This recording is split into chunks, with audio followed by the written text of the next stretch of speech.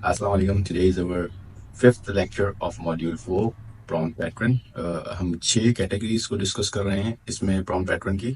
इसमें हम एक कैटेगरी को डिस्कस कर चुके हैं जो इनपुट सेमेंटिक थी, और हम दूसरे कैटेगरी के ऊपर हैं जो कि आउटपुट कस्टमाइजेशन है।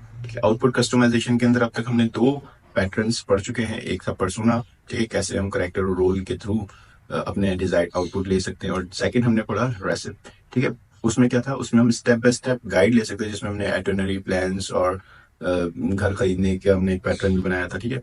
और आज का जो है हमारा है वो template pattern. Template pattern in output customization is a technique that empowers us to provide a specific template for LLM to follow when generating responses। मतलब जब हम ये एक टेम्पलेट एक टेक्निक होती है जिसमें हम अपने डिजायर्ड आउटपुट ले सकते हैं एक टेम्पलेट के थ्रू, ठीक है। जैसे इसमें हमने कहा कि हम एग्जांपल देख लेते हैं, हम इसकी एग्जांपल्स देखेंगे, ठीक है। इसमें एक टेम्पलेट डिजाइन करते हैं हम। जैसे टेम्पलेट हमने कहा कि एक इंट्रोडक्शन, ठीक है, उसके बाद हमने कहा उसकी मेन बॉडी आ जाए और फिर कंक्लूजन आ जाए। दिस इज ए टेम्पलेट, ठीक है ना। हमने एक ब्लॉग को हमने कहा कि हमें इस तरह, या कोई भी हमने आर्टिकल, या हमने कहा कि भाई हमें इस तरह से एक टेम्पलेट के थ्रू रेस्पॉन्स चाहिए, या हमारा जो आउटपुट है, डिजायर्ड रिजल्ट है, हमें वो चाहिए। तो हम इसको एग्जाम्पल्स में देखते हैं। मैंने इसकी कुछ एग्जाम्पल्स लिख के रखी हुई हैं, तो वो थोड़ी बड़ी एग्जाम्पल्स हैं तो हम लिखेंगे नहीं, हम डायरेक्ट कॉपी करेंगे और उसको समझेंगे। स्टार्ट करते हैं।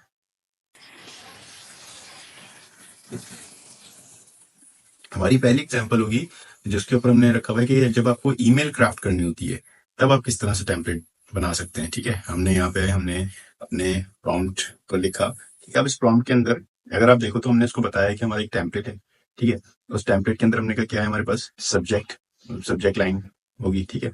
फिर हमने कहा ग्रीटिंग्स सैल्यूटेशंस होंगे, ठीक है। उसके बाद हमने कहा बॉडी, फिर main concept of the email होगा, फिर हमने कहा क्लोजिंग, फिर उसका क्लोजिंग रिमार्क्स होगा। ये हमने उसको टेम्पलेट बताया है कि हमें किस तरह से रिस्पॉन्स चाहिए। और फिर हमने उसके बाद एक प्रॉम्प्ट लिखा, please generate an email draft inviting colleagues to a team building event, ठीक है। और हमने एनो उसको एक ड्राफ्ट एक प्रॉम्प्ट लिखा, और प्रॉम्प्ट के बाद हमने जैसे इसको एंटर किया तो वो हमारे लिए अब एक ईमेल जनरेट करके देगा, ठीक है। मतलब देखो आपका काम कितना आसान हो गया। मतलब ईमेल जनरेट करनी थी, हम सोचते हैं कि क्या लिखें, किस तरह से, हमने सिर्फ उसको बताना है, प्रॉम्प्ट बताना है, ठीक है। और प्रॉम्प्ट के साथ साथ हम अगर डायरेक्ट प्रॉम्प्ट लिखते हैं तो वो हमें रिप्लाई अपने हिसाब से बना के देता है। पर जब हमें अपने हिसाब से रिस्पॉन्स चाहिए होता है, अपने हिसाब से रिजल्ट चाहिए होता है किसी स्पेसिफिक टेम्पलेट, किसी स्पेसिफिक फॉर्मेट के अंदर, तब हम यूज करते हैं टेम्पलेट का, ठीक है।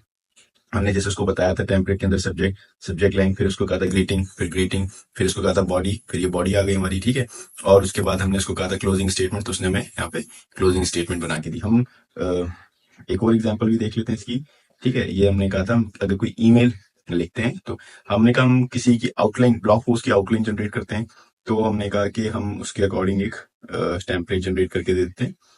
हमने एक टेम्पलेट उसको दिया, ठीक है। अब इसके अंदर हमने क्या किया, हमने एक टेम्पलेट बनाया जिसमें हमने कहा कि हमें किस तरह का टेम्पलेट चाहिए, इंट्रोडक्शन, ठीक है। फिर इंट्रोडक्शन टू द टॉपिक, कि टॉपिक के इंट्रोडक्शन के अंदर हमारे पास ये चीज़, फिर हमने कहा कि सेक्शन, ठीक है। सेक्शन के अंदर हमने कहा कि की पॉइंट्स हमारे होंगे, ठीक है। फिर उसके बाद हमने कहा कि की पॉइंट फॉर द सेक्शन 2, ठीक है। 2 सेक्शन हमने इसको बताए। फिर उसके बाद कंक्लूजन, मतलब थॉट्स बता दी, क्लोजिंग थॉट्स मतलब।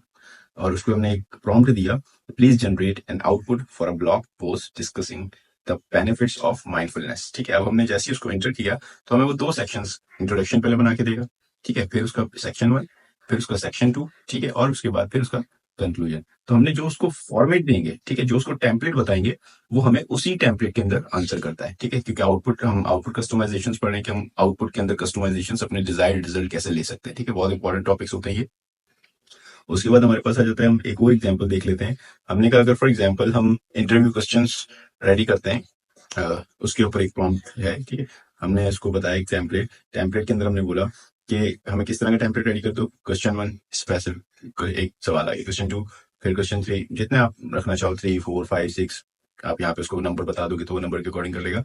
अब हमने उसको प्रॉम्प्ट दिया, please generate a set of interview question for a software engineering position, ठीक है। आप यहाँ पे कोई भी पोजीशन डाल सकते हो। हमने कहा इसके अकॉर्डिंग इंटरव्यू क्वेश्चन रेडी करके दो, ठीक है। अब उसने हमें बताया क्वेश्चन 1 ये उसका सवाल, ठीक है। फिर क्वेश्चन 2 ये उसका सवाल, फिर क्वेश्चन 3 ये उसका सवाल, ठीक है। आप इसमें 4 लिखते, 5 लिखते, तो आपको उसके अकॉर्डिंग ये आपको ना एक सवाल, एक पैटर्न बना के देता है। मतलब क्वेश्चन 1, मतलब जो भी आप उसको फॉर्मेट डिस्क्राइब करोगे, आपको उसी फॉर्मेट के अंदर ये रिजल्ट और आउटपुट जनरेट करके देगा, ठीक है। ये हमारा था थर्ड प्रॉम्प्ट, थर्ड पैटर्न था आउटपुट कस्टमाइजेशन के अंदर।